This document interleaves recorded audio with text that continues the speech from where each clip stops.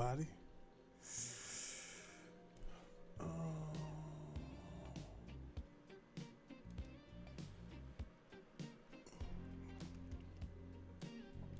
Just had to get things in order.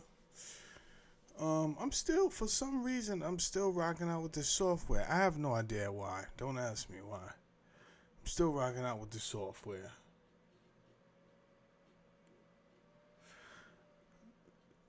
Tonight, I want to talk about. Listen, I had a whole nother show lined up.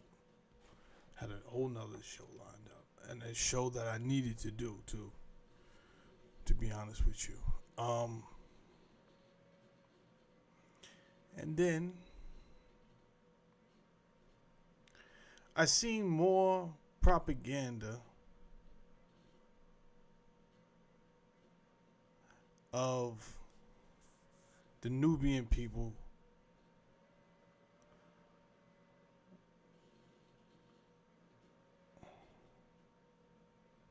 being the indigenous people of North America. And I said, all right. Forget what I had planned. I'll do that tomorrow. I got a good show planned for tomorrow. Let's forget that for right now. And let's address this.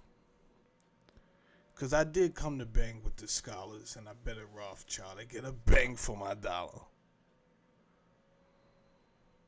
So I'm down to debate.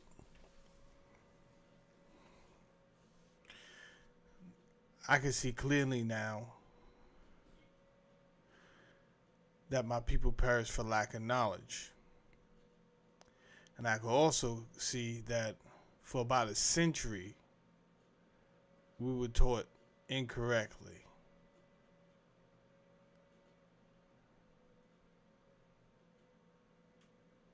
By people that we should have trusted. And I don't even know if they did it deliberately. You understand what I'm saying? So I cannot say these people did this to hoodwink us or anything. Like, you can only go off of the information that you was given.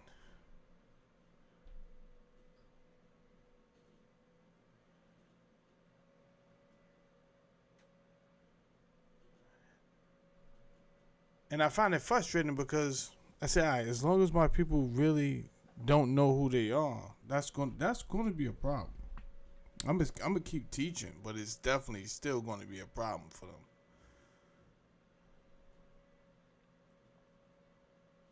Of course, it's a dope story.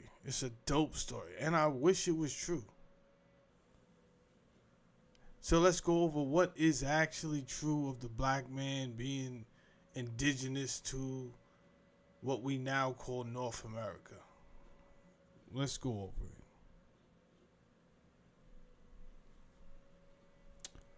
And let me also record this in case I want to use this later on.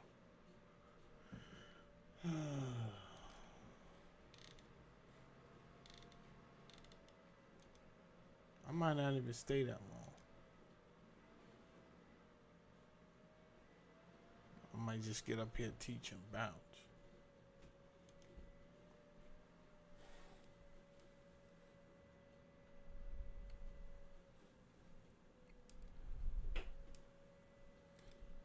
Alright.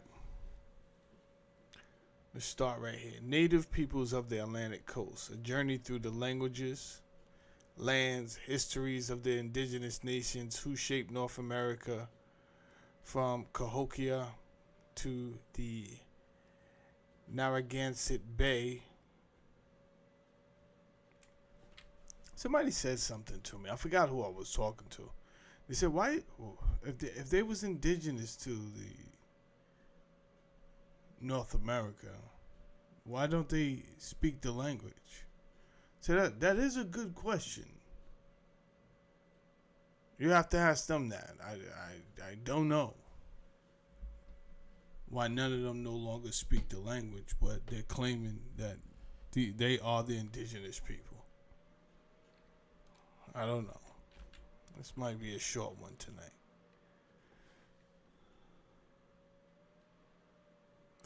The Algonquian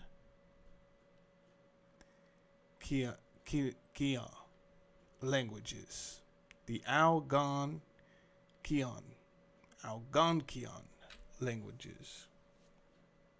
Let's start there.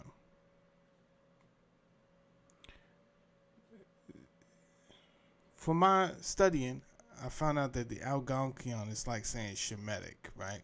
So whereas when you say Shemitic, it is a family of languages, and the Algonquian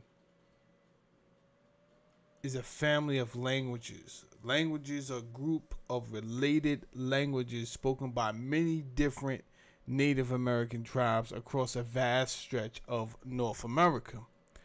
This linguistic family forms one of the most widespread and cultural significant language groups on the continent, connecting dozens of distant nations through shared linguistic roots. So, I didn't really come to play with you guys today. I don't know why you keep repeating these barbershop conversations. It's all fun and games until I ask you to point out some facts.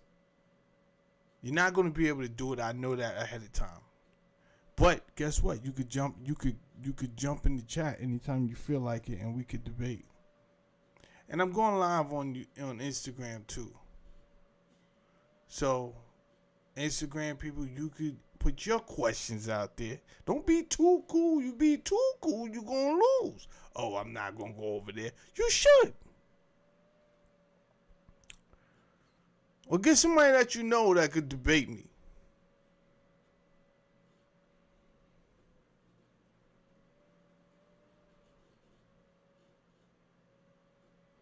I'll be checking the comments and Instagram off and on.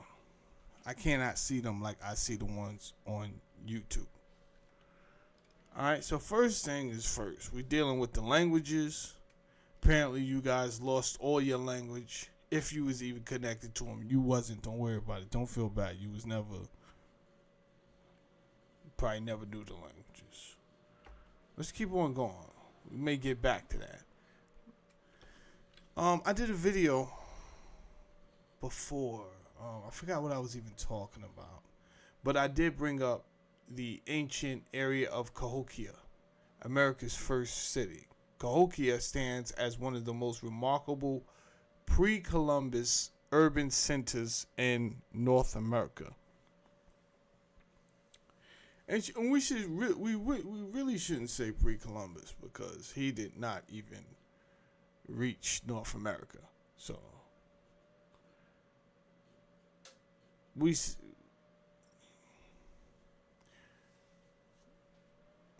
say pre-Columbus, just a timeline. You understand? Let you know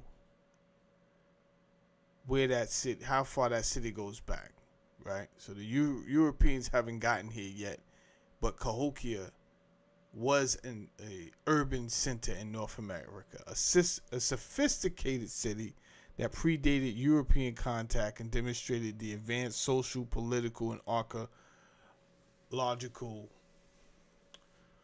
architectural capabilities of indigenous peoples long before colonization.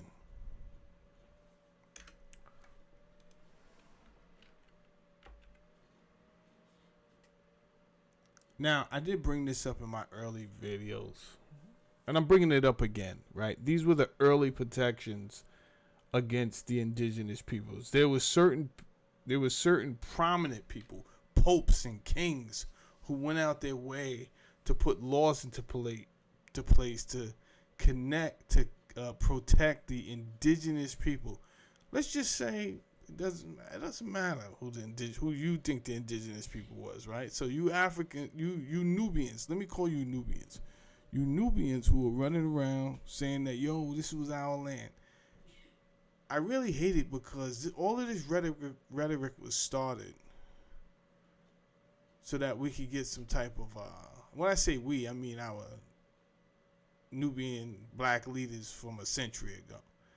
You know, we could get in on some sovereignty. We get a little bit, get the man off our back a little bit, get some equality going. So if we could prove, hey, this was our land, this is our people, then it might work. And can I be blunt? I don't think any of them were forthright. Name one, and I don't think they were forthright. But let's leave Marcus Garvey out of it for right now. So, if we talk about Noble Drew Ali, I don't think he was forthright.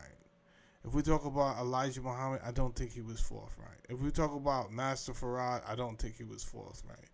If we're talking about Dr. York, I don't think he was forthright. Right? However, dig this though. The problem is, there was a lot of things they said that were accurate. So that's why I say, what's worse than a lie? What's worse than a lie is the truth mixed with a lie.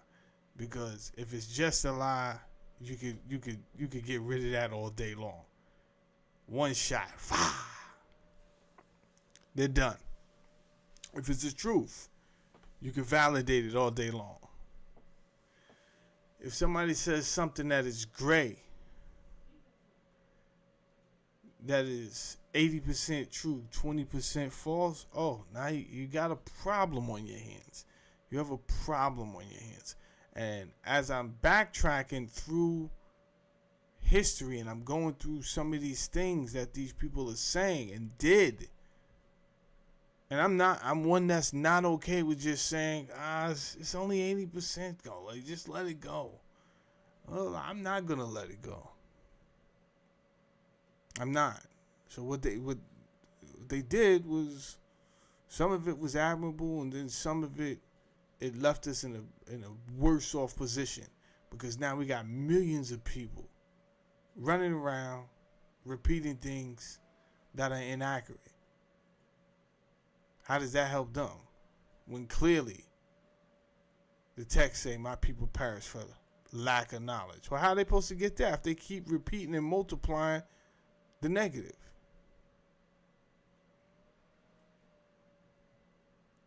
So, two of the protections that was put in for the indigenous people, I want you to look at the dates. One say 1537. Tonight the dates are going to be important. One says 1537 and the other one says 1542.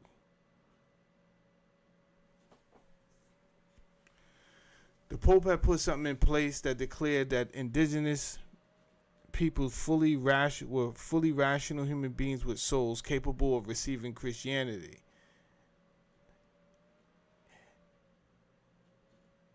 This declaration explicitly forbade their enslavement.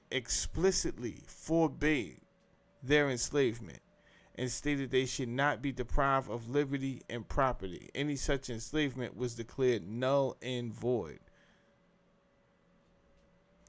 This is 1537. Then King Charles V, 1542, he put a law in place that was influenced by reformer Bartolome de las Casas.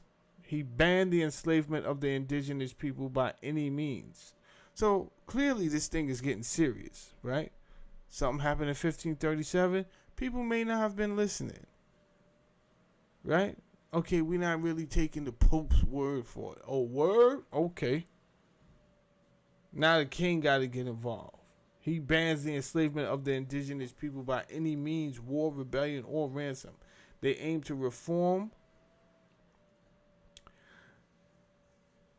the system and decreed indigenous people were to be treated as free vassals of the Spanish crown. Now you're going to see in a second why that was important, especially those dates, right?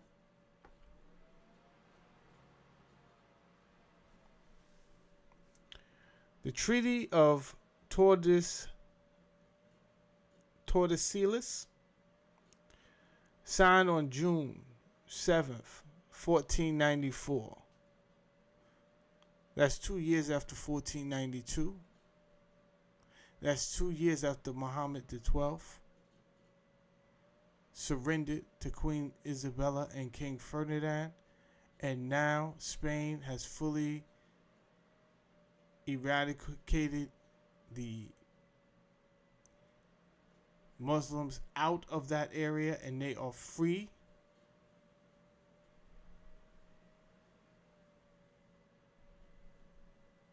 to scourge the earth and invest in total mayhem.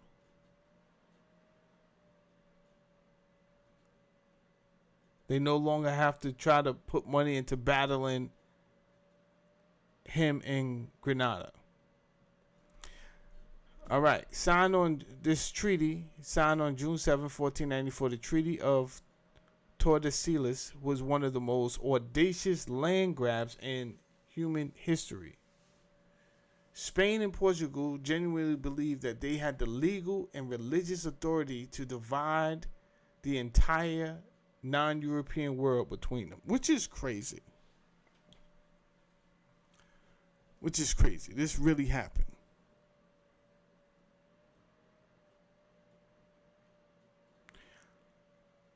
The whole world.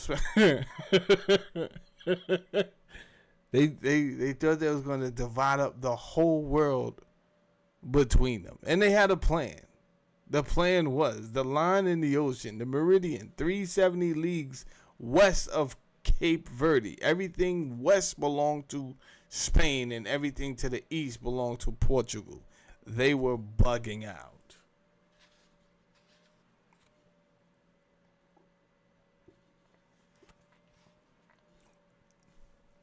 And I say they were bugging out, but I look at what we're doing today with the Middle East and the Strait of Hormuz, and it's getting crazy. It's getting crazy over there. I just read today the United States is commandeering Chinese ghost ships. These are proxy ships, by the way. They're not actually Chinese naval ships that they're commandeering over there in the Strait of Hormuz. So let's not panic yet, because I could assure you this: China's not going to panic. They're going to figure something out. They do play chess.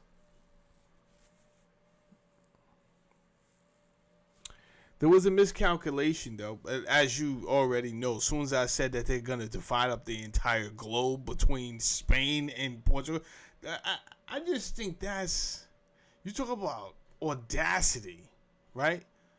Audacity. Spain is bananas for that. They just got out the last Muslim hold out their region, right? It took hundreds of years.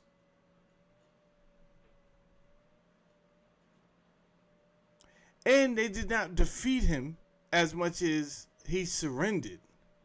He had more fight in him, but he knew it was going to end.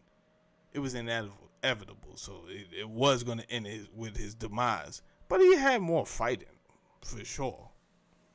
Muhammad the 12th. So it's not what I'm saying. It's not like it was a bone-crushing blow where you obliterated him and you're like, all right, what's up next? Like, you've never heard of none of the other countries that exist on this planet to where you say, all right, here's the deal, because we doing our thing. Us in Portugal, we about to own the whole world. What are you talking about? There's other nations that's really more powerful than you. Economically, for sure, right? 1400s, the Sangha Empire in Africa might have still been, they was minding their business. You understand? But economically, they was probably still way more stronger than you. It's just that they wasn't into whatever mayhem y'all was into. If they had been, maybe the world should be lucky they wasn't, because they had all the gold and the salt. They just wasn't savages.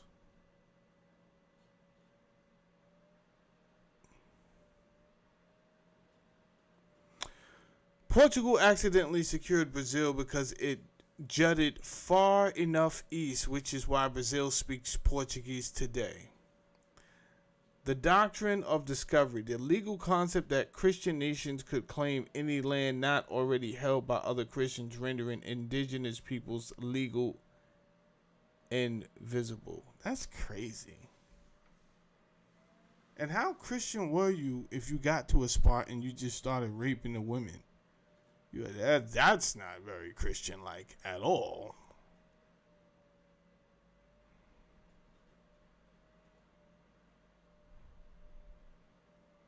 So they was using Christianity as a facade, but we already know that, right? That's not nothing new. But it was a facade.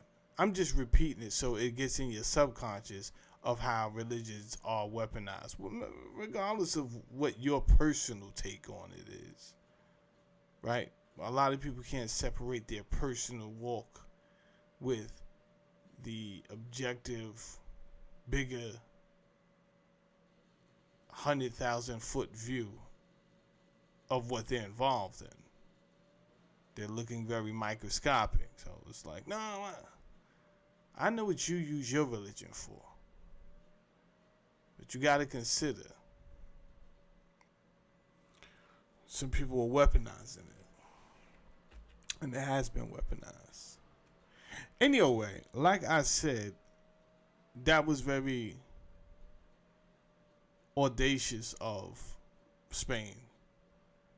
In my opinion, it made no sense because it's like, yo, y'all too young. Like, you just got rid of. You've been trying to get rid of the Muslim presence for a long time, and you couldn't do it. The moment you do it, now you claiming the world, Craig? The world? You're not going to try to just fortify what you got going on. You're going to the world? Anyway, France wasn't having it. King Francis I of France says, "The sun shines for me as for others." In street terms, she's really saying, you niggas bleed just like us. That's what he's really saying. But he's saying it in a more diplomatic way. The sun shines for me as for others. I should very much like to see the clause in Adam's will which excludes me from my share of the world.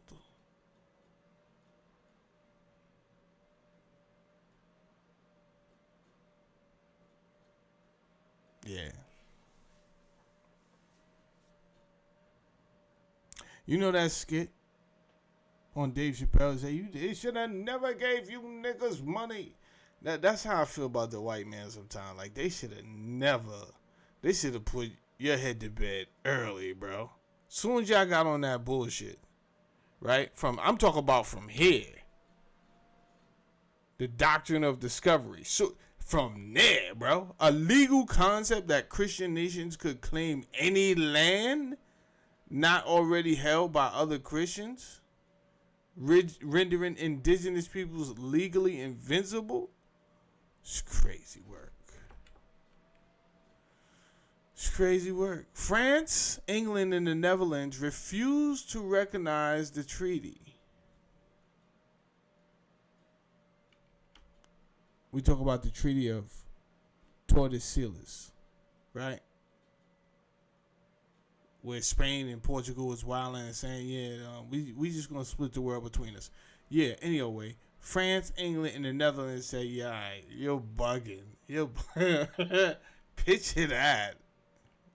You bleed just like I bleed. Picture that. King Francis I reigned 1515 to 1547. The father and restorer of letters. Sponsored Giovanni de Verrazzano, 1524 voyage, sending him north to find a gap in Spanish claims since southern routes were locked down.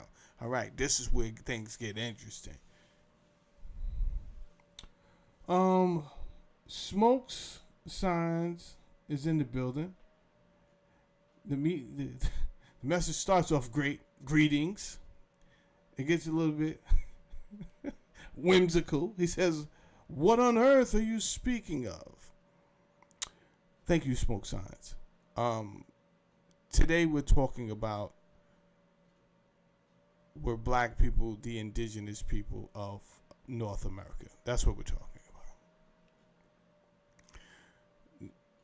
Just to introduce myself, my name is Jamel Saladin, and this channel is called Society, Past, Present, and Future. And I like to go over a bunch of things in social studies, history, and talk about these events and why they may have happened. But a lot of times it's an opportunity to straighten some things out. Now, there has been rhetoric in my community for quite some time amongst my demographics where we don't acknowledge the true indigenous people that were here, who were the descendants of the Paleo-Siberians.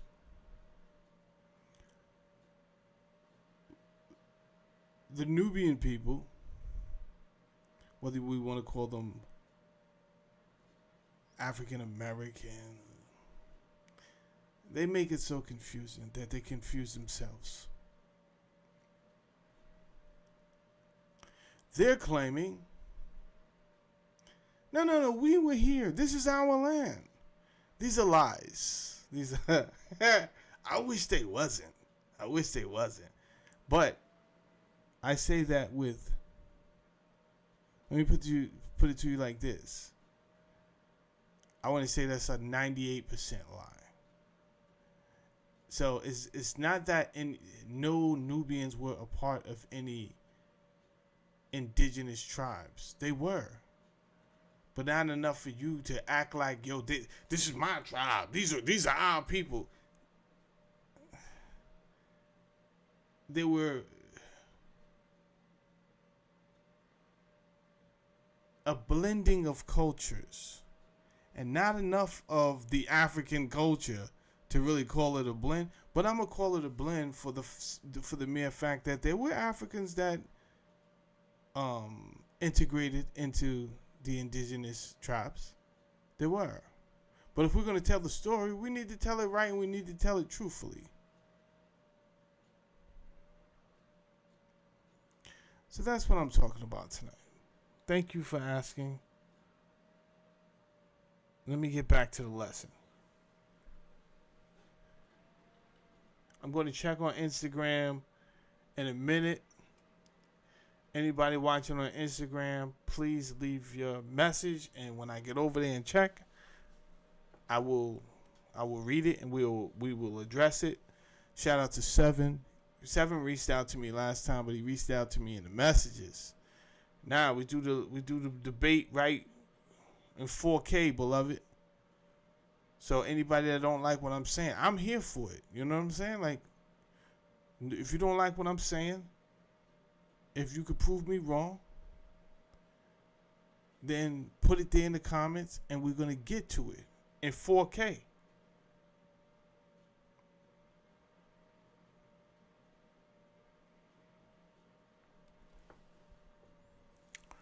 All right, let's get back to this. Now, what I want to focus on is that Verrazano. If you're from New York, you're familiar with the Verrazano Bridge. If you're from Jersey, you understand? You know the name. He was an explorer, and he was sent on behalf of France.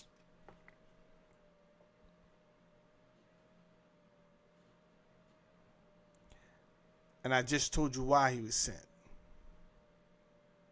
I had to give you that history so you will understand the route that he took and why he landed where he landed. So Verrazano, he pretty much landed in the northern part of the east coast of what we now call North America. Why did he land there? Well, I'm no sailor, so don't get me to acting like I know everything about Nordic sail. I do have on a Nautica shirt underneath this here shirt. That's the most you're gonna get out of me as far as knowing about the Nordic sails. But in doing this research, I did discover some things. Before he said sail, he did look at some maps of some of the other Spanish. He was aware of some of the maps of the other Spanish explorers. He was aware of the fact that they have something called a Nordic line, right? And parallel to that Nordic line, if you stay on that Nordic line, you should reach the parallel end straight on that line. Well, the explorers that were going before him, who were Spanish as we know, they used the 32 and the 30. Now, if you were watching my show just 10 minutes, 15 minutes ago, we know that the Treaty of Tordesillas, Spain was wilding, and they say, yo, anything we find, us in Portugal, we're taking everything. You understand? So we're going to divide everything up amongst ourselves. When the other nations heard this, they say, you are absolutely bugging. And in fact, I'm sending somebody out to go explore right now. While you talking all of that, while you talking crazy, we're going to find out. And I'm sending somebody out right now. So this explorer, Verrazano, he wasn't about to take the 32 degrees Nordic line, and he wasn't about to take the 30 degrees Nordic line. But why? Because it was going to be Spanish people down there. He already knew this. So he upped it, and he took 34.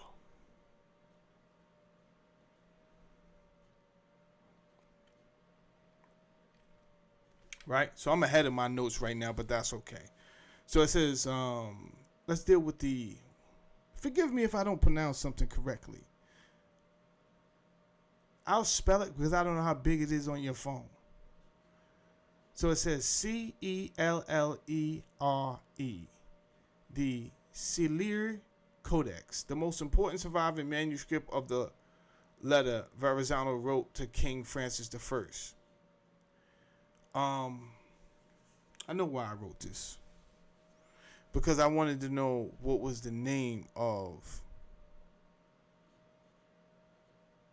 I wanted to know if his logbook was still available. So there is some type of discrepancy. He lost I believe he lost his original logbook. But he did still have some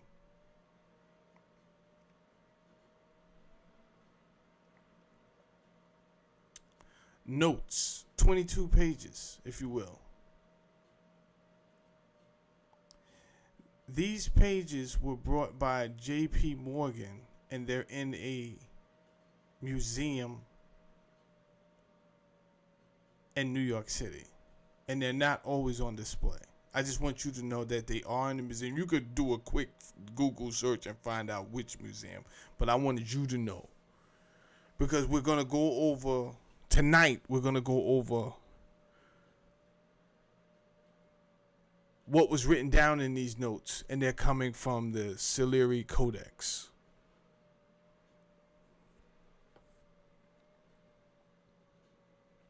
There's a couple of things I want to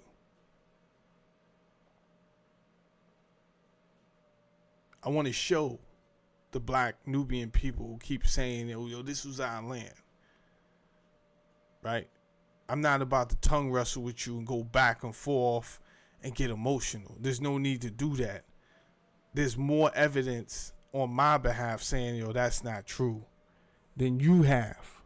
And I understand why you're saying it, because other black opportunists are running around spreading half-truths and making the situation worse. They say it so confidently, right? They put together these nice videos. They're using sound bites. Now AI is involved. It's crazy. And now we run around. We got millions of indoctrinated people running around with the half-truth and the untruth. We got to stop. At some point, we got to stop. The one thing you're never going to see these people do on TikTok, they just going to be talking. They just going to be putting out these sound bites.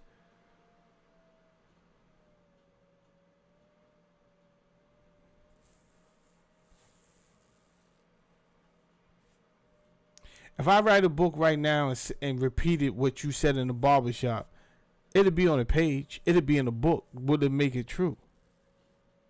No. Salute.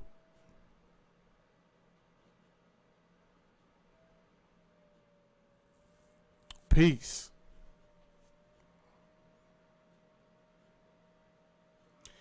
All right, let's get to this 34 degrees. By 1524, Spain controlled the Caribbean and the Gulf of Mexico. Sailing too far south meant Spanish warships targeting 34 degrees Nordic kept Verrazano north of Spanish settlements in Florida and the West Indies, an unclaimed space.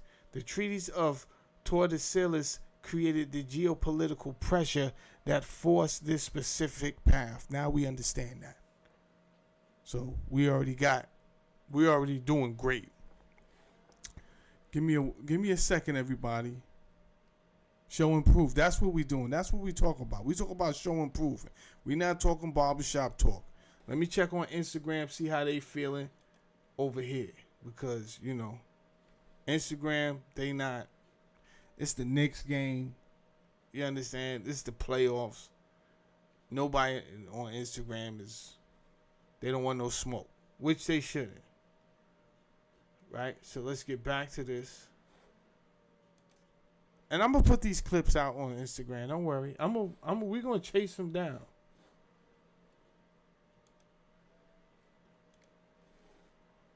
We're gonna chase them down.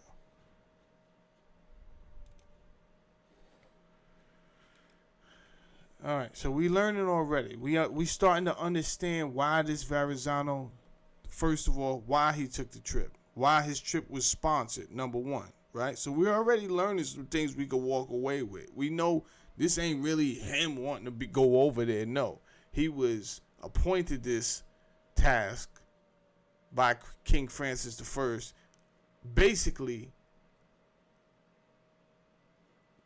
just to stick a finger at Spain for even coming out with a treaty that did not involve the rest of the world. Like, what are you talking about? You splitting up the earth. You're bugging. I'm sending my guy over there right now. He's taking the 34 degrees north Nordic lines. Right? All right. Now, let's get to first contact. The Virginia and the Maryland coast. I found this interesting.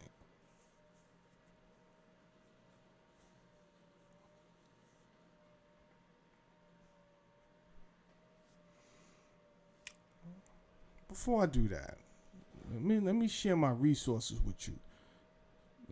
Let's do that. I don't want you to think I could be out here faking the funk. Yeah, I could be out here faking the funk. What am I doing? You out here faking the funk, Saladin? You talking? Where's your facts from, though, Lord? You absolutely right. Hold on, beloved. Let me show you my sources so I can put you in the loop. All right. The information I'm about to show you is coming directly from this book here. The Voyages of Giovanni de Verrazano, 1524 to 1528. Right? Now, I'm showing you this because you could go get this book yourself. Right? Sometimes if the book is out on loan, and as you can see, I got it out on loan right now so that I can educate you, because my people perish for lack of knowledge. You understand? You may not be able to get it if someone got it out on loan, but don't worry, I'm going to return it soon. And then just keep on checking the Internet Archive, because that's where I got this book for free. And you too can have this knowledge that I have. Now, that being said, let me go back to my slides. So I don't want you to think I'm out here faking the funk. I'm just out here talking crazy.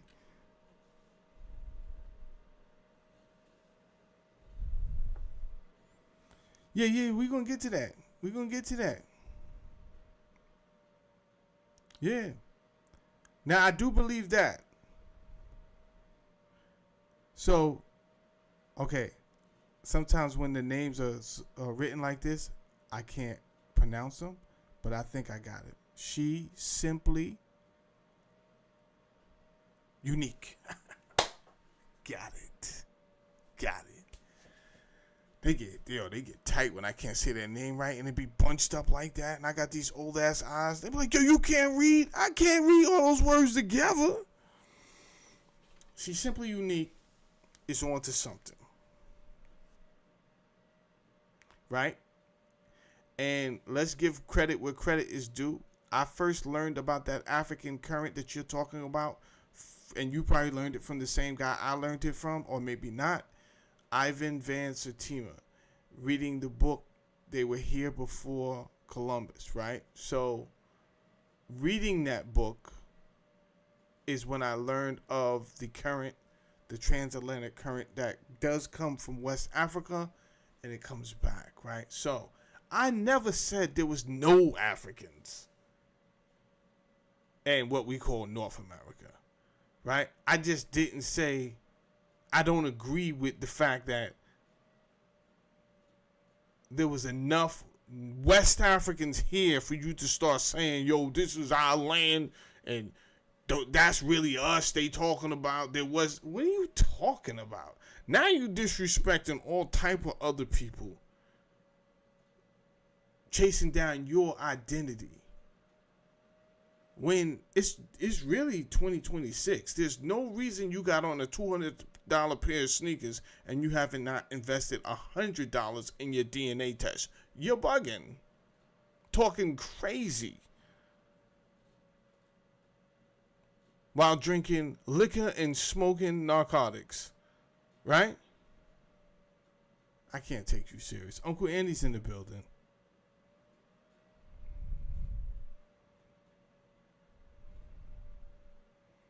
And I believe you, Unique. And I believe you. Shout out to Uncle Andy's in the building.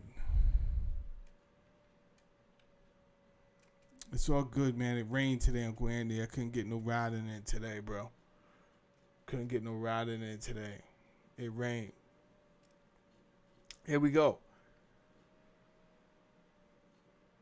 Oh, let me put that back up there for y'all. Sorry. There we go.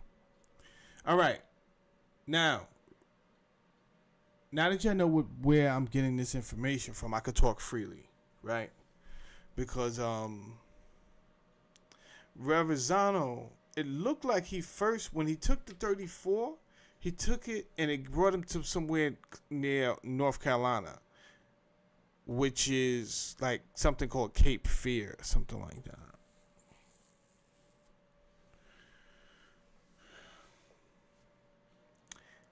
He kept on. He wrote something in his notes called landfall, but landfall was very distinguished. They defined what landfall was in the book. Landfall didn't mean he stepped on the land. Landfall just meant he's seen the land. He's seen the coast with his eyes, right? So he's looking, he's paying attention, but he's also looking for some strange reason, he's looking for ports, like harbors and ports. And he was saying, yo, there was no safe place for us to port. And there wasn't a lot of elaboration in that, so I didn't know what he meant. So I don't know if he meant like the rocks were too, like certain areas were too rocky, and I wasn't gonna roll up on the shore and then get stranded.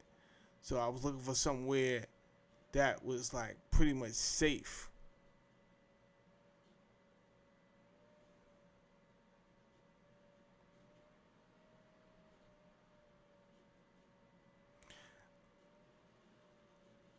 The original logbook he had a lot of detail, but that logbook was lost. And then he just had the one book of 22 pages, which J.P. Morgan quickly brought up. And he'll give me that. I'm going to need that. And then what we're going off is the copies of the pages. So the museum has the originals, and then what we're reading in that book is the copies. So, landfall, North Carolina, and then he starts to travel north. Obviously, north, right after that is Virginia and Maryland. He called this area right here, which was interesting to me, he called it Arcadia. I said, why did he call it Arcadia? Apparently, because I looked it up, I wanted to know why did he call this area Arcadia? Well, there was a book, a very popular book during that time period in the 1500s.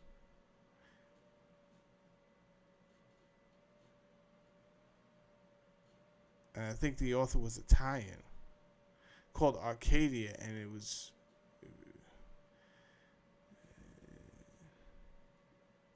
how do I want to say this? It was like the land of Narnia, where it had all these beautiful descriptions of these places on Earth. Right?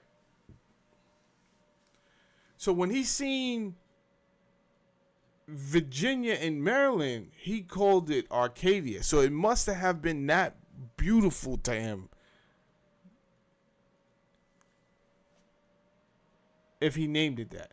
Now, on page 83, this is when we start to show and prove. Page 83. And I quote, "We found a man who came to the shore to see who we were. He was handsome, naked, with olive-colored skin, his hair fastened back in a knot."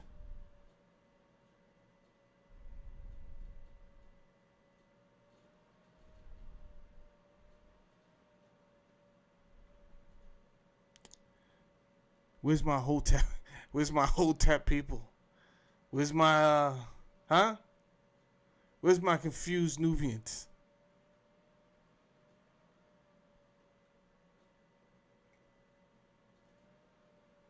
See that kinky hair we got? That's not. And I can assure you this. I can assure you the slaves that were used to build this here United States, describe them how you want, but olive skin is not going to be one of them.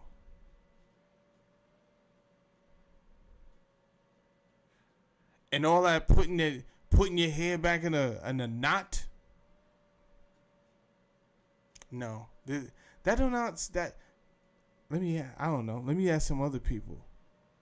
Unique. That sound like black people to you? Because when they write about us, and what I know about us being one, we got that non-ether hair that Dr. York like to talk about. Yeah, the non-ether hair. You know what I call it, the non-ether? Because the non goes around in a circle, like a coil. So in elementary in New York, they're gonna say you got nigger naps. Hello, is this thing on? That's what they're going to say. They don't know nothing about no Dr. York. You come to school without brushing your hair, and you're going to find out exactly what they call your hair. Don't worry about it. Don't worry. Yeah. Don't worry about it. You find out the hard way. To go get some Murray's grease, and a brush, and a do-rag. You find out. Keep playing around. Run around here with the dry head. And you're going to find out.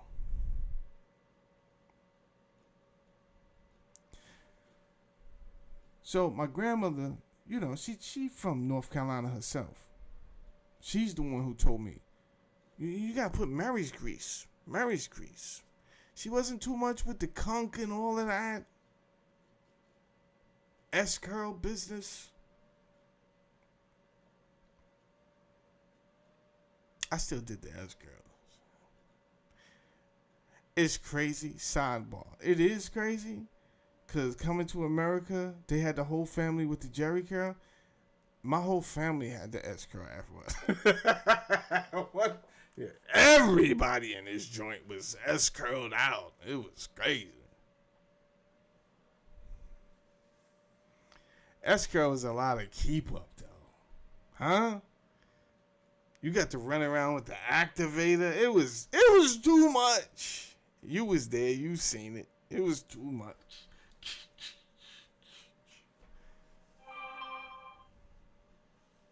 It was. Nah. So my grandmother said, nah, baby, you understand? I was telling my daughter this. I love my grandmother. Grandma said, it don't matter how much your clothes is. You got to just keep your clothes clean and pressed. That's what she told me.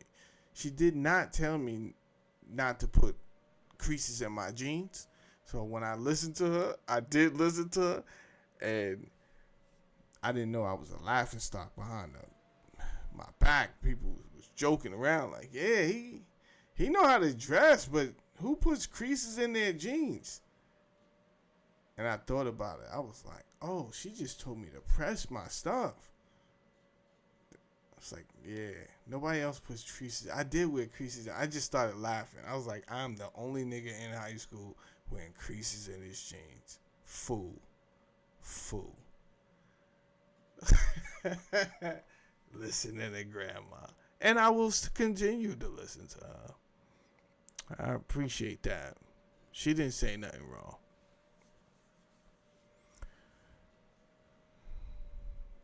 Yeah.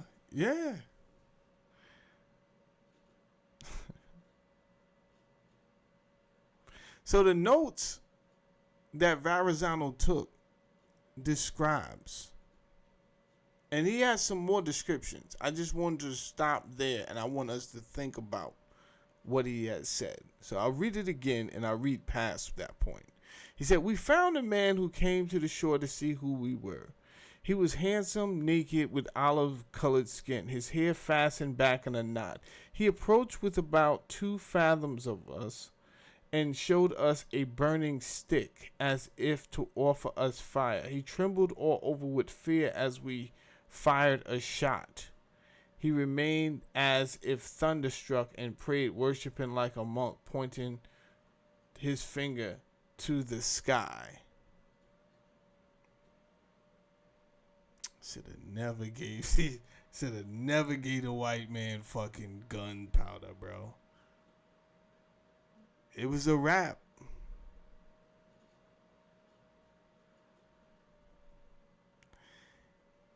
Sidebar. If the African people, because they had fucking money.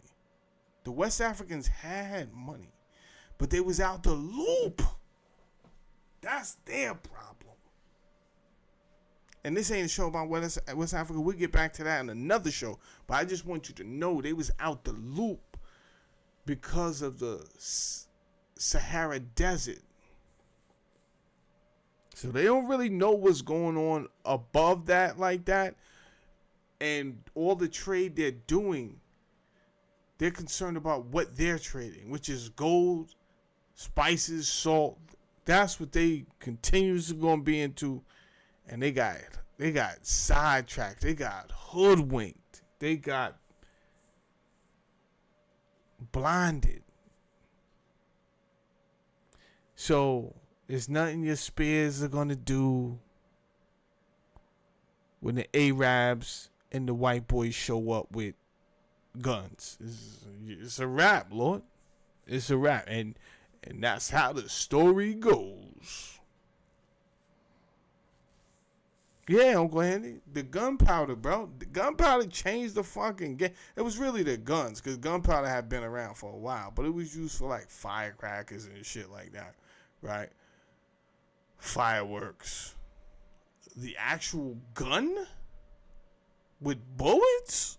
Oh, that changed the game.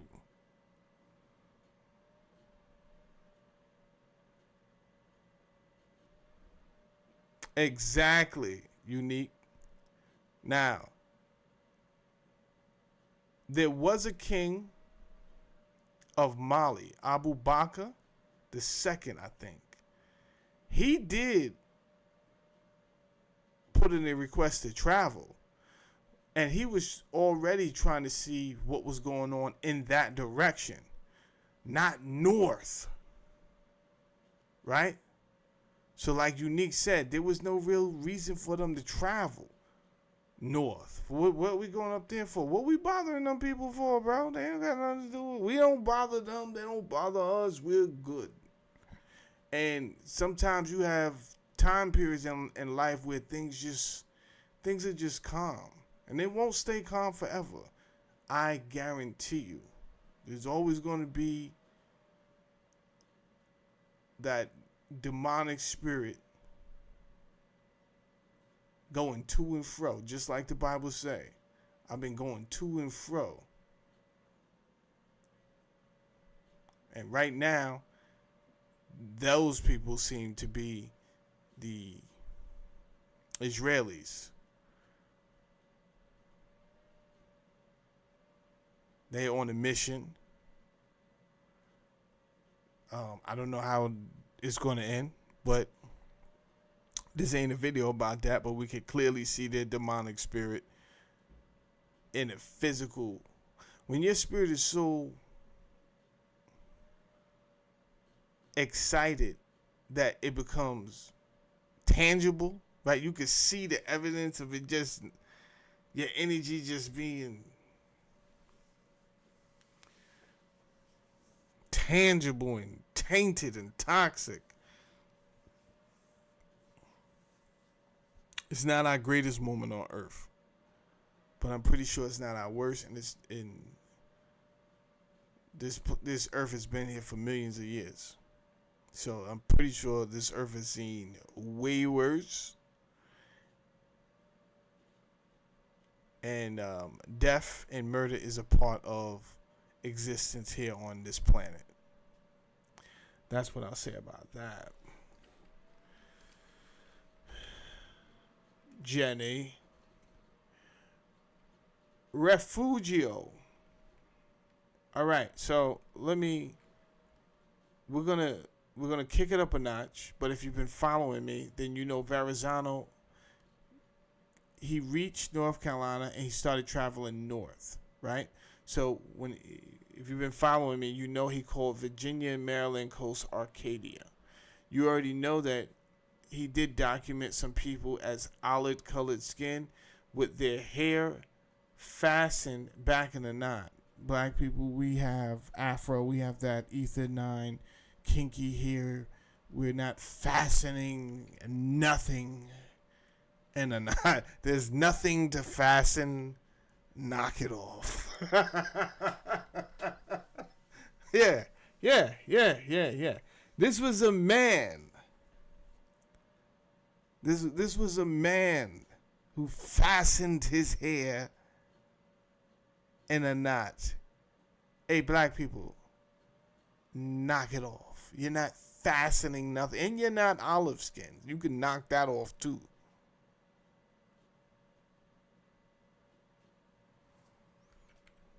Now, he keeps on going.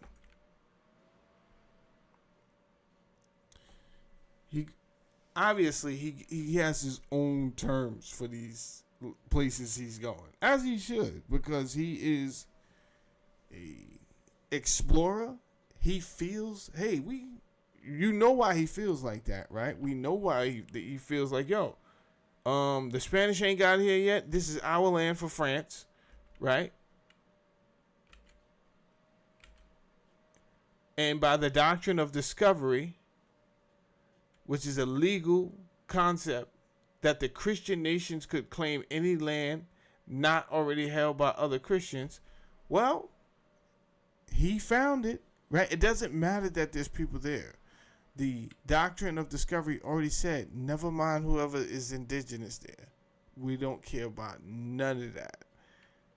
It's our land. So they came here on some BS from Jump Street. So he's giving them these names, and I'm repeating these names to you.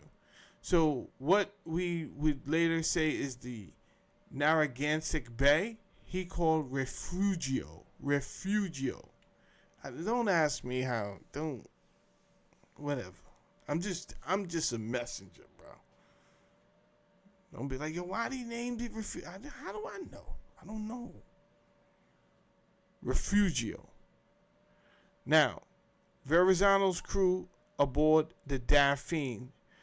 That was the main vessel. They called it the Dauphine. Now it says the crew aboard the Dauphine rested for 15 days. Yeah.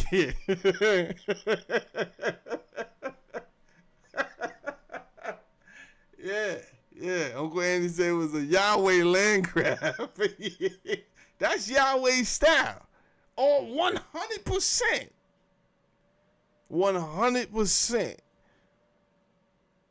So they was already on it like the Jews, right? Because that's not, well, if you're asking WJD, that's not WJD. That's not what WJD, huh?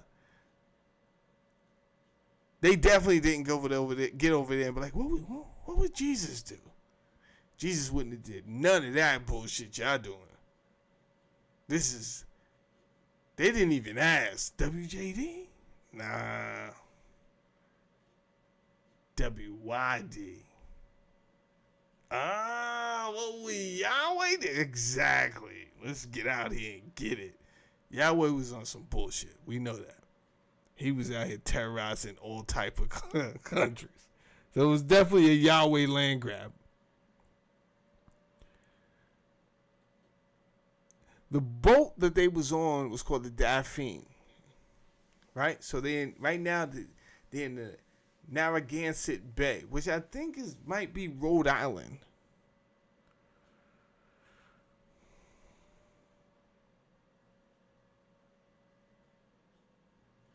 Now, I'm going to the part where they're giving descriptions. But true indeed, they already went to New York, they already went to New Jersey.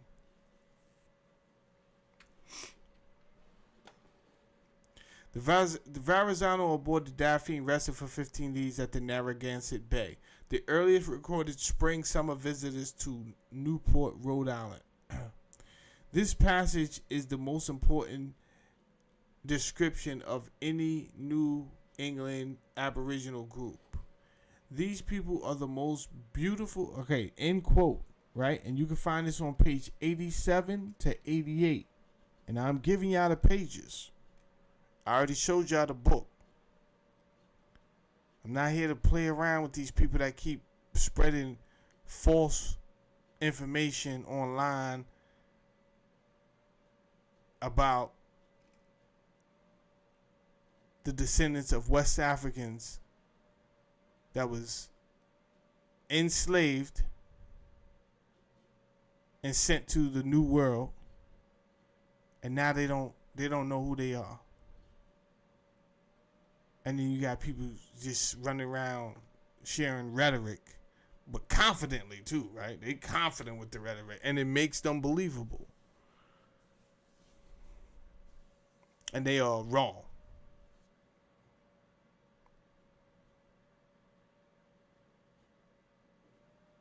So, if you go to the same book I showed you, go to page 87. These are notes from the Explorer, right? This is not like visions from God. What God told me was, this ain't that. This is an account from the Explorer. who sent letters back to the king.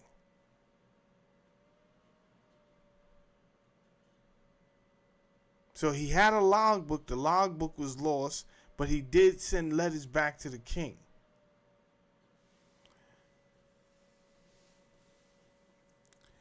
End quote. These people are the most beautiful and have the most civil customs that we have found on this voyage.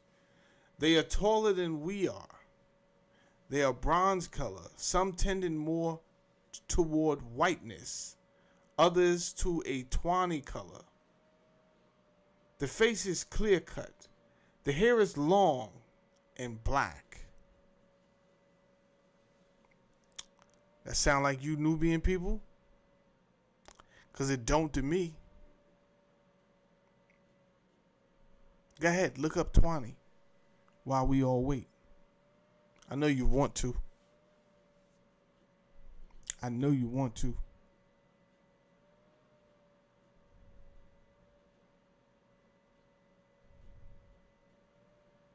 It's like a reddish color.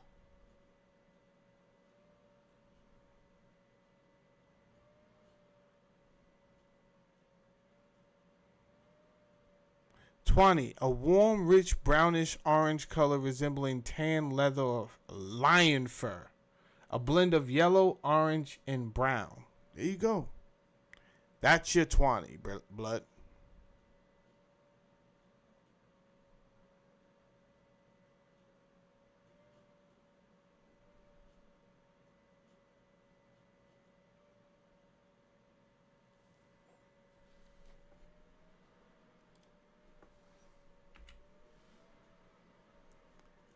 Now, I put up a few tribes up here.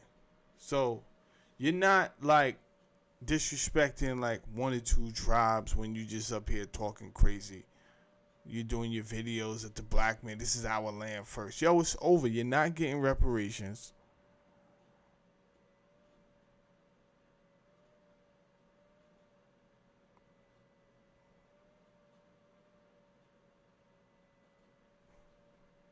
Let that sink in for a second. You're just not.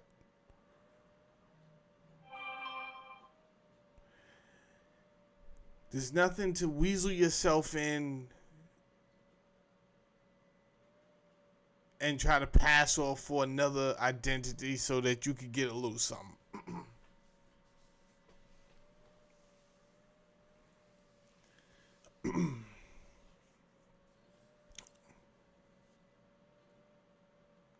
I want to name some of these tribes, and forgive me if I do not pronounce them correctly, which I won't.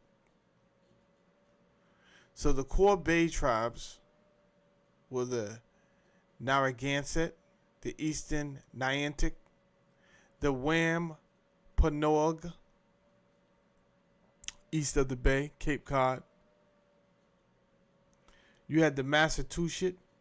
You had the Nipmuc. You had the Pequot. You had the Mohegan.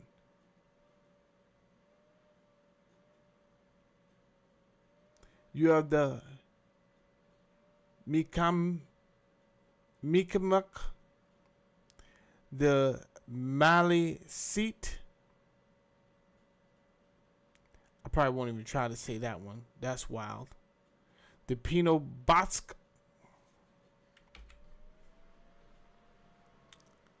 We got some more tribes. Virginia, Maryland. The Chesapeake. I know that one. The Pamunkey. Patapony. Powhatan. Rappahannock.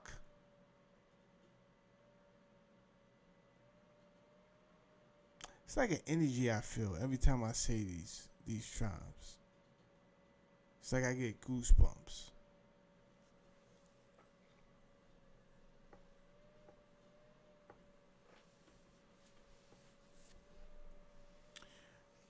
Maryland coast.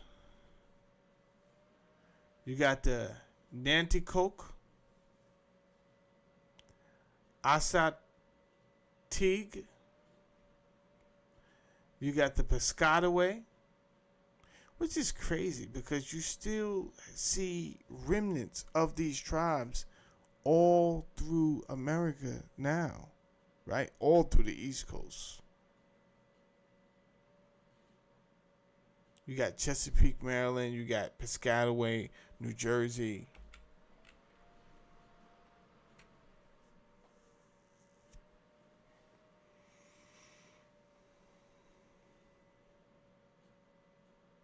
You have the Munsee. The Munsee tribes were Manhattan, Staten Island, Lower Hudson, Northern New Jersey. You had the Unami, Central New Jersey, Eastern Pennsylvania. I don't even know if I should try to say this one. I'm not.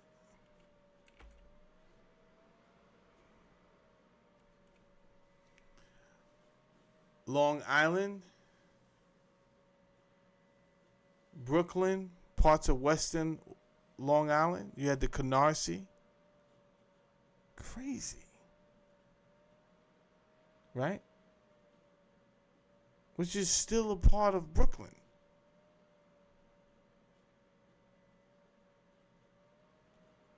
You got the Rockaway. Crazy. The Massapequa. All this time, we're just thinking these are just names of different cities, not knowing these are indigenous tribes. The Montucket,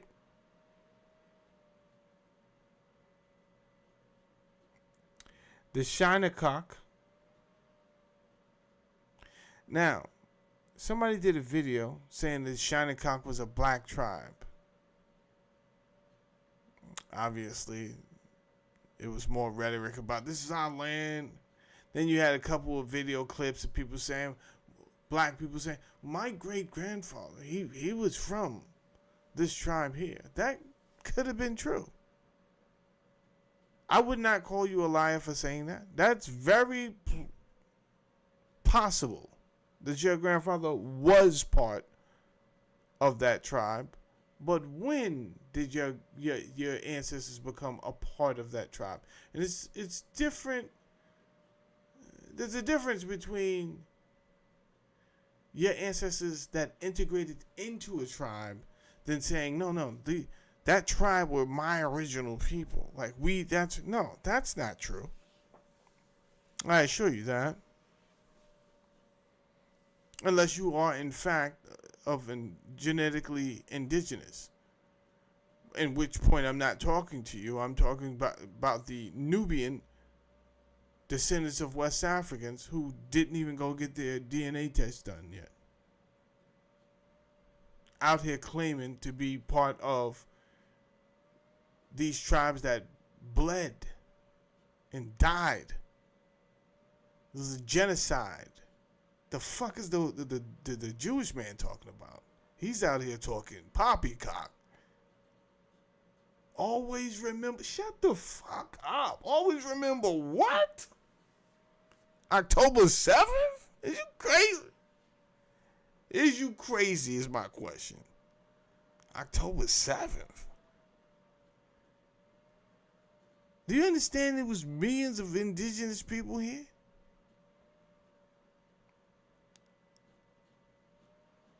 And you don't know one right now. You don't know one. You know how many fucking states away I gotta travel to find an indigenous descendant?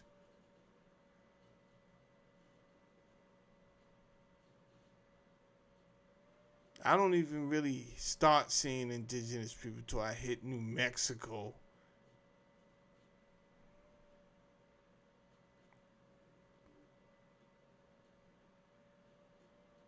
There's a lot of liars out here.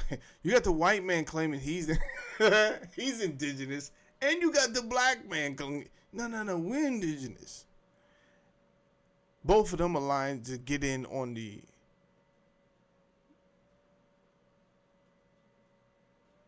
deals and sovereignty that's connected to the indigenous people, right? Con artists. Nobody wants to tell the truth. White man want to get in on the casino game. No, I'm half. He's always going to say he's half whatever he knows. He only know Cherokee. So he's going to say, my grandfather was Cherokee. That's the only tribe he know.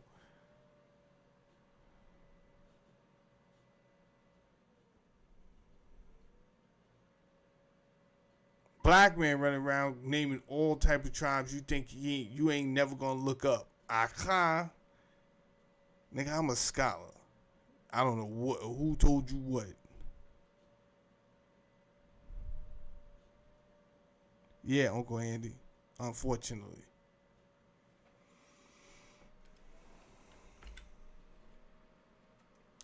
Upstate New York, the Haudenosaunee Confederacy. Oneida. If you go upstate New York, I just was in Oneida the other day, right? So you had the Mohawk, eastern upstate New York. You had Oneida, Seneca. This is crazy. I never knew where none of these words came. I see these words all the time, bro.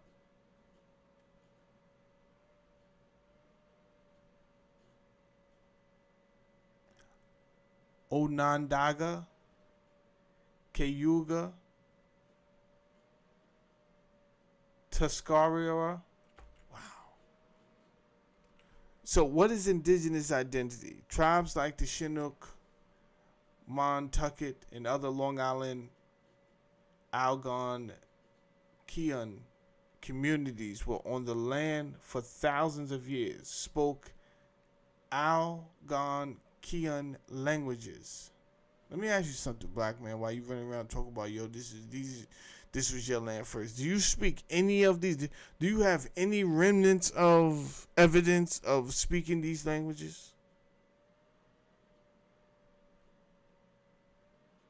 I know you don't. It was a rhetorical question. But you didn't forget. You never spoke them shits to begin with. Don't worry about it.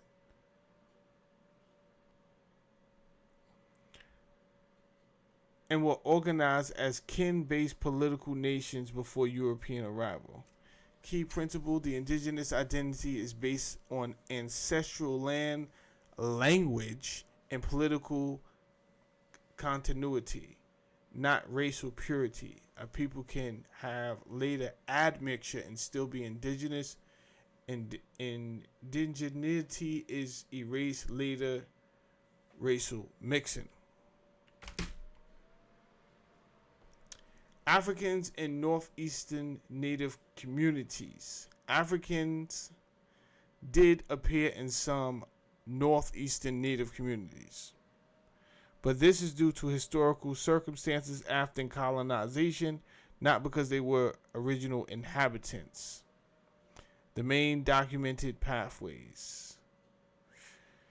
One was obviously slavery and proximity. Africans enslaved in English households near native reservations. The 1600s to the 1700s led to relationships and blended households. This is one ways that when you tell me, yo, my grandfather was part of this tribe, I do believe you, right?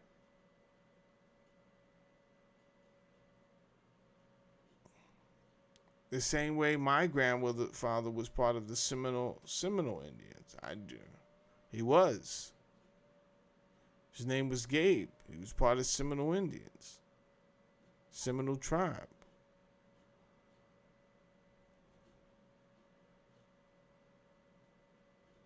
I'm not about to get out here and be like, yeah, this is all us right here. All Africans, we was here first. That's not what that means. That's definitely not what that means. But maybe his grandfather too. Maybe his father married into that tribe somehow, got integrated into that tribe. Not only slavery and proximity, you had runaways seeking refuge. Native communities sometimes sheltered escaped African slaves, recorded in colonial court documents across New England and Long Island. This happened. Why I give you an inch and you take a mile? Right? Meaning, why you can't logically and rationally see how we could have integrated into the indigenous communities without you wanting to take a step further and say, nah, but that's really us. Now you are making everything toxic.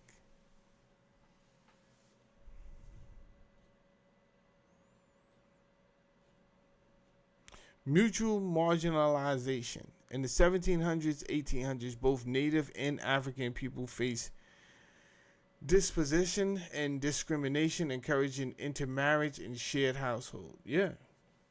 Well, let me tell you something. It was very clear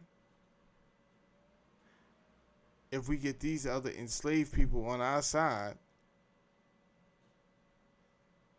we might be able to win this thing. But you need financing and you need guns, which I don't think either the runaway blacks and the free indigenous people had enough of. Adoption and kinship systems. Long Island Algonquian people had kinship structures that allow incorporation of outsiders. Adoption expanded the family without negating indigenous roots. Well, there you go. Blended families does not mean African original indigenuity. I don't think that says nuity, but indigeneity. The key distinction: indigenous tribes existed in the region before Africans were brought to North America by Europeans. Africans only entered the tribal picture through contact era processes, enslavement, proximity, and alliance.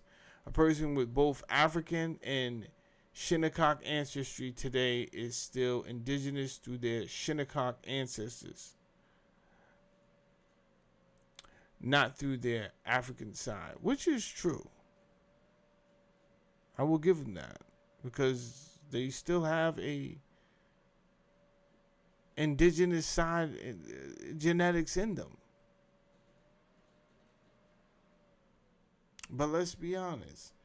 Let's give this a modest number. Let's give this 10,000 people that somehow integrated into this indigenous tribes. And I'm just making a point here. This is why I don't really need to know the exact number. It doesn't negate the fact that at that point, there had already been a pure indigenous people here before the mixing of another people genetically.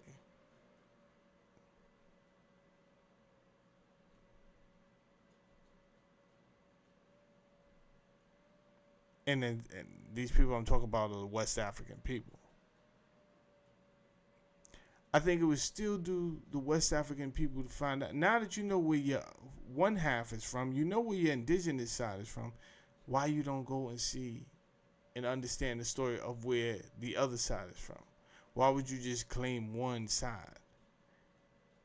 Because it kind of disrespects the indigenous people as if they didn't exist.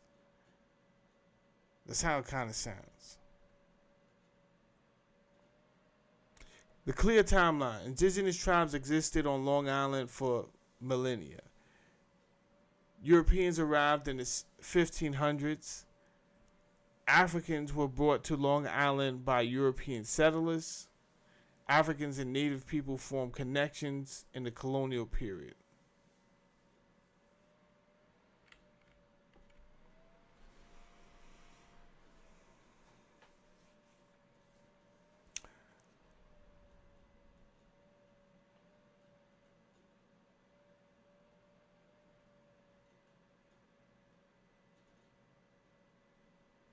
Hmm. Yeah, we know that already, Uncle Andy, right? We know basically one continent invaded another. We know that. But now we're dealing with the effects of the diaspora. So my point in doing these shows, taking my time to do these shows, because I had another show set up that we're going to do tomorrow, Uncle Andy, which was really the connection between rap music, prisons, and behavioral engineering, which I got some new information on that, and we'll go over that in detail. The same way I do all my videos, right? I'll bring evidence to you. I'm not just going to be shooting from the hip. That is the video I was going to do today. I wasn't even going to do this video, but when I still see people online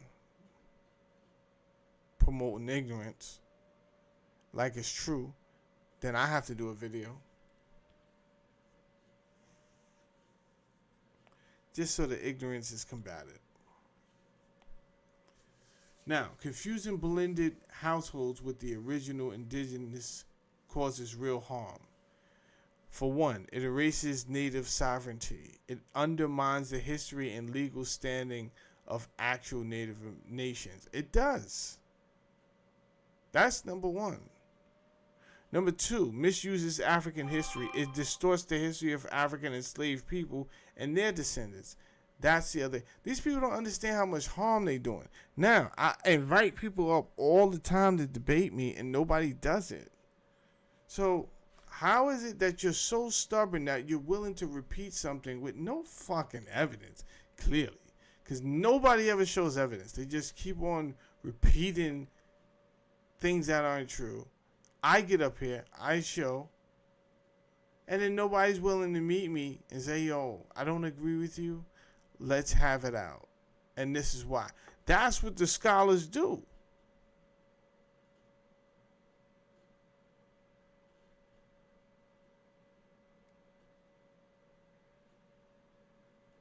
And it's crazy that it's just crazy.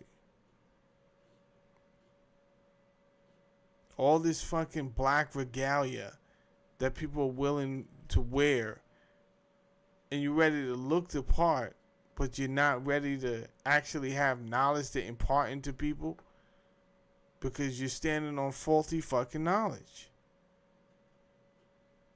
So it distorts both experiences. It warps both African American and indigenous experiences simultaneously. Connected history: the indigenous tribes on Long Island for millennia pre-contact. Europeans arrived in the 1500s. The Treaty of Tordesillas, 1494, divided the world. The Verrazano Voyage, 1524, reaches the Narragansett Bay. Africans brought to Long Island by European settlers, 1600s to the 1700s.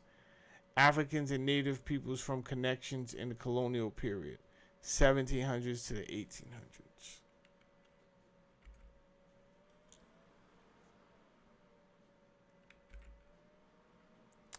Alright, my show tonight won't be that long because, quite honestly with you, I just did this show as a reference so I would have it to go back to and to get it out the way. How long am I up here? That's an hour. I really got a half an hour left in. No, I don't have a half hour left in me. I like to make my show. Shout out to a few people that joined on Instagram. My boy Compton Rick Rock joined. Salute to the Compton Rick Rock. I was watching your video the other day. You had me laughing. Dude was offering. So I guess somebody threatened Compton Rick Rock. Compton Rick Rock pulled out a stack on him. He liked to tell somebody, I'm gonna fuck your girl, but he patient and he usually do end up with the girl. That's the crazy shit. So that's crazy. Shout out to Lovey Monsanto. Salute to her. My boy JVL, salute. And my boy Corp2426. Nobody left a comment on Instagram, so I'm not gonna go back and forth.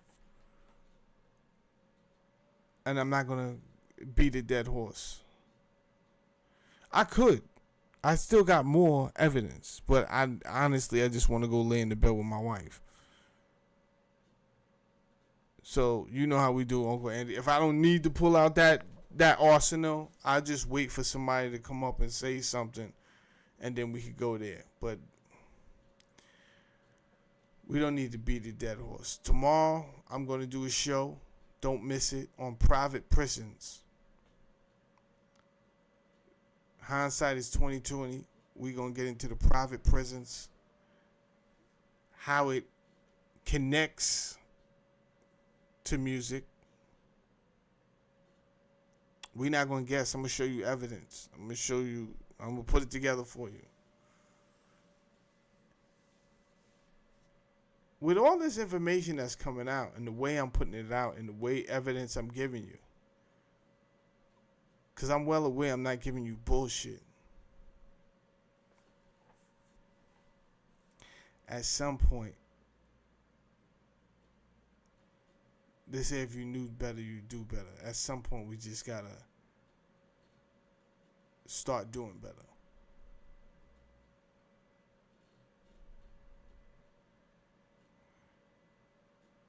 And I just want to say this, man. It's no Superman coming to save us. It's definitely no white Jesus coming to save you. Nobody's fucking coming to save you. That's number 18, 19, and 20. Right? And what is it about these other groups? Well, not the Native Americans, clearly, because they struck out like we about to strike out. But let me tell you who did not strike out. These Ashkenazi Jews. They was able to put a plan together, stay on code, and now they out here causing havoc, obviously. But my point is this: they was able to put all their resources together and stay on code. Now, they was willing to do a lot of shit for that, which I see a lot of groups. They're like, we got to do the same thing. We got to lie, cheat, and steal. No, we don't have to do that. There's other ways we could do this. We don't have to spend our money in certain places. That's one of their biggest fears. There's ways we can come together, just like what we did for Unc and Tendenism, right? The people we did that for him. From California to New York.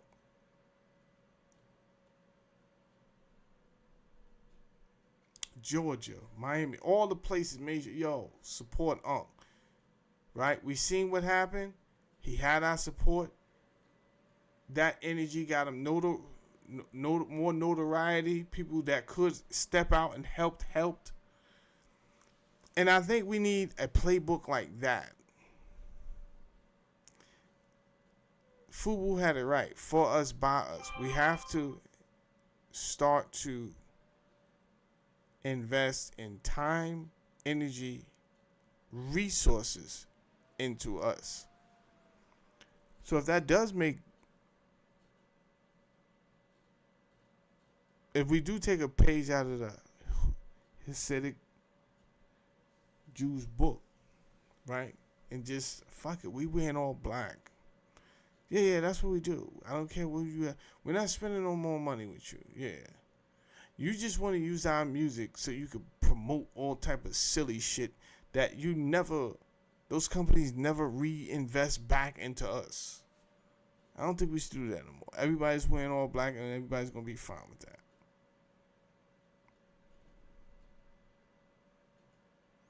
Anyway, that's my show. Appreciate everybody for coming through tonight on YouTube, Instagram.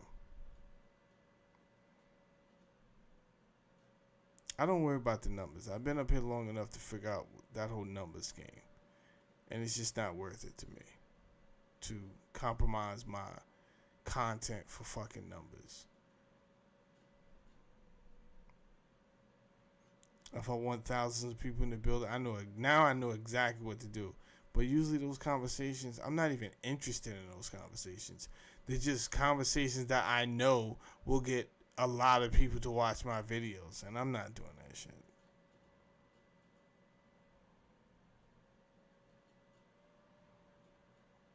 YouTube is not my main bread and butter. Social media is not my main bread and butter. For me to be out here chasing all type of stories and all type of silly shit, I'm not doing none of that. Alright, that being said, I'll see y'all tomorrow. I'm going to bed. I'm tired. I'm going to watch some more playoff game. I think the Lakers is playing tonight too. So I'm about to go catch that game in my